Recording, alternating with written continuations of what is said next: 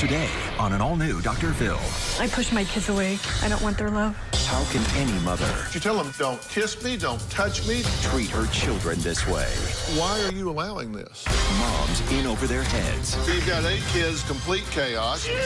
Your sex life is non-existent, and she's going to take a scantily clad photo shoot with a guy she knows on Facebook. Gee, what could go wrong with this? Let's do it. Why don't we stop all the drama, stop all the fighting, and let's go get you better.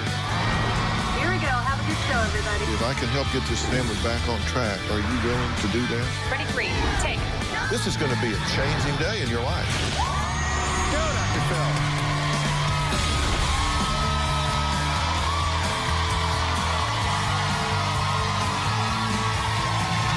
How you doing? Hello. How you doing? Thank you very much. Thank you very much.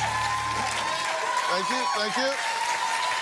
Now, you know, I have always said that raising kids is the toughest job out there, and I didn't find anybody to argue with me. If you've ever had a doubt, today's show is going to convince you for sure. Now, Debbie is a mother of 4 beautiful children. She says that everything was okay when she only had 2 kids. But then when that number doubled to 4, she says she just got overwhelmed and checked out. Now, her husband says every time the kids try to kiss their mom, she tells them to, no, get away from me. Take a look. My name is Deborah. I would be happier if I didn't have my poor kids. The kids fight with each other all the time. When I stop them from fighting, it's a battle. Get in. Sit. I raise my voice, Get in. scream, yell, Sit. spank. I spanked one child several times in a row, and I bruised my hand and also broke a blood vessel in my hand, so I knew it had gone too far. She calls me up to tell me the kids are yelling, the kids are screaming, the kids are in trouble. She puts the kids on the phone so I can tell each one of them they need to calm down. I push my kids away. I don't want their love. My bond with the kids is different. Can I take a nap? I'm the one holding their hands. I'm the one cradling them. After I found out I was pregnant with a 3rd child, I didn't want to be pregnant again. Having a 4th one, and we had 3 in diapers, and it was crazy, and I didn't want to be a mom anymore. The day before she gave birth, she told me how she didn't want the baby. I've mentioned putting up all of them for adoption. I don't love them. I don't love my kids as much as I should. She's told me that she could walk away from this at any time and she wouldn't even look back. When they come to me and just want a hug, it's like, just back off. Don't touch me. Okay, now, you know that right now, everybody in America is going, oh my God, how can a mother say that about her own children, right? So you know right now you're being hugely judged for what you've said. Yes. Okay, just saying that to make you feel better. Really, I'm pointing this out because that's the normal reaction, but I want you to know a few things. First off, I'm not here to throw you under the bus. You didn't come here to get thrown under the bus. You came here to get some help. Correct. Okay? And so when I look at everything involved here, I don't ask myself why you feel the way you do. I ask myself why not. I may be the only person that gets it. Okay, so I'm going to tell you what I think's going on. I'm going to tell you what I think needs to happen to fix it. I'm going to tell you what I think you need to do individually and as a couple to make this family have a chance of working. Okay? Yes. So please be honest. Don't worry about me judging you because that is not going to happen. Fair enough? Fair enough. Okay. This is off in the ditch, right? Yes. And it's something has scared you to the point that you've said, I'm going to ask for some help here. I got to do something. Something has moved you from just inertia and suffering to finally doing something. And I don't know what it is. I'm asking you. Maybe you don't know what it is. I don't know what it is. Well, at one point you said, I'm tired of beating them. You said, I have spanked to the point that I've broken a blood vessel in my hand and bruised my hand. I have hit these kids so much. Correct. Okay, does that scare you? It scares me very much. Intellectually, do you know that beating these children is not an answer? Correct. And beating is your word, not mine. Do you think that it's gotten to the point of being abusive? I try not to spank anymore because I think it could be abusive, yes. I can understand sometimes where mentally, emotionally, psychologically, one parent, husband or wife, either one, mother or father, can spin out of control. But for two people to buy into the same lack of logic, the same irrationality, to allow abuse of children to go on inside the home, that I don't get. I don't get how you can get up and go to work every day, how you can go to bed every night knowing that the situation is such that there is a person, in this case, your wife and their mother, but whoever it is, in the house abusing these children. I'm asking you to tell me how you're making this okay in your head. Why are you allowing this? I'm really not making it okay. I know I need to provide for my family. My only option is to quit my job and go to work somewhere else. Well, that may be your only option and it may not, but allowing these children to continue to be the subject of this kind of abuse is not an option. You've got to be the one that stands in the gap and protects these children. You get what's wrong, correct? You say there's extreme spanking, that you've been cussing at the kids, that you push them away, that you tell them, don't kiss me, don't touch me, I don't want any part of your life. Correct. Right? Yes. So in addition to getting physically beaten, they're getting rejected from their mother. Yes. Dad, I don't know, maybe you've never seen it in this sharp a relief. We talked about divorce. I don't want a divorce. I love my wife. I know my wife loves my kids. And I don't want to take my wife from my kids. We've had counseling. And the counselor that we saw, let's just get you on medication. And I told Debbie then, drugs aren't the answer. If you still have a problem, drugs aren't the answer. So we just stopped the therapy right there. So you basically then did nothing. Correct. We have to agree, this is not okay. This cannot continue, not another day, not another minute. The sun cannot set on this house again with this same dynamic going in control. I have to speak for the children. You cannot leave children in this kind of situation. And I can't live with your passivity in this. You don't like medication, so you just do nothing? But I don't want to mask it. Right now, I'm not talking about you. I'm going to get to you in the next segment. Right now, I don't give a damn what you want. What I want are these children protected. It doesn't matter whether you want to mask it or whether you don't, whether you like medication or whether you don't. If you don't like that, then don't do that, but do something. You don't just do nothing and continue to let these children be grist for the mill.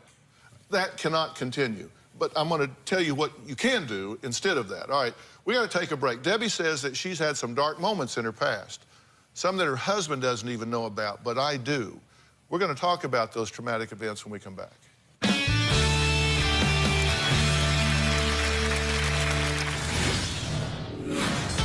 I was going to counseling with someone that I thought was strong, someone I could trust.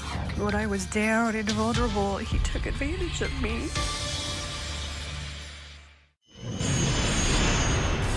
There's something going on for me not to love my kids. I want to get away from my kids when they're clingy. They come home and they want to love me. I don't want that. I don't want to say that Debbie is superficial, but with our family, it does seem so. When we drive to her parents' house, all of a sudden, a new attitude takes over. She's loving, she's holding my hand. When we walk in the house, she hugs me. But that's all in front of her family. That's not out in public. That's not for others to see. It's not at home. We don't have that. Well, that was Chuck, and he was talking about how his wife, Debbie, only shows their kids any affection if someone else, someone of importance, is looking on. Now, other times, she has thought of putting them up for adoption. Now, there is a reason why Debbie says she can't stand when her kids and her husband try to hug or touch her. Take a look. I was touched inappropriately several times. The first incident was when I was 6 or 7. It was the neighbor kids, and I approached my dad with it, and he took care of it. Basically, they couldn't be in our yard anymore. 8 years ago, I was going to counseling with someone that I thought was strong, someone I could trust. Sessions went very well. I thought I was doing good. And there was a session that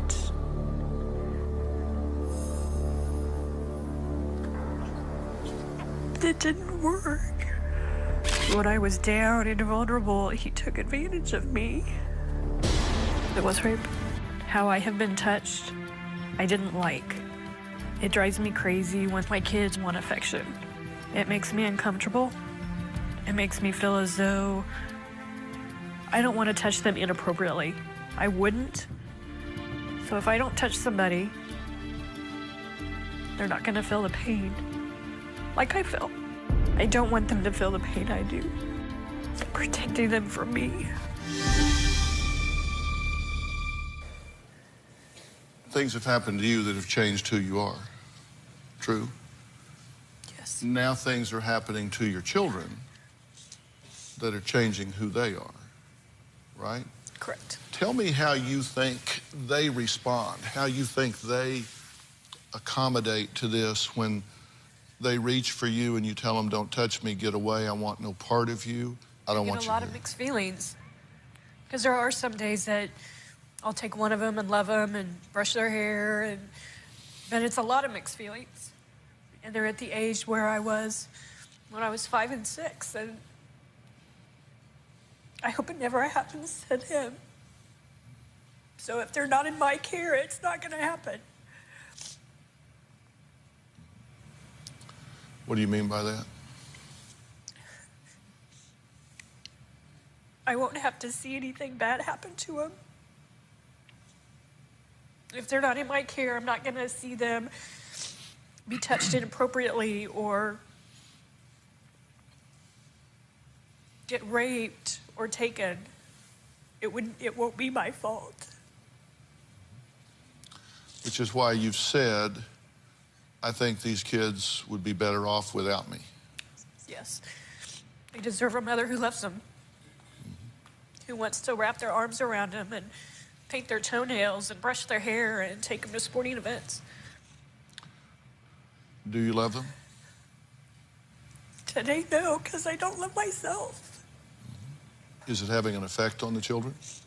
Yes. They're out of control.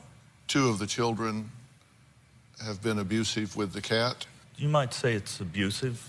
They wrapped a cord around its neck and stuffed it in a cooler. No, they put the dog's collar on the cat's, or the dog's chain on the cat's collar. And then before we left, they had put it into the cooler. Well, let's hear what you said about it. We have a cat. They wrapped the dog's leash around the cat's body. The last time they did it, they wrapped it up and stuck it in an ice chest with the lid on. That didn't surprise me, but at the same time, I was very angry because I don't know where they get that it's okay to hurt an animal. So you poo-poo it, you're concerned about it. I'm concerned about it.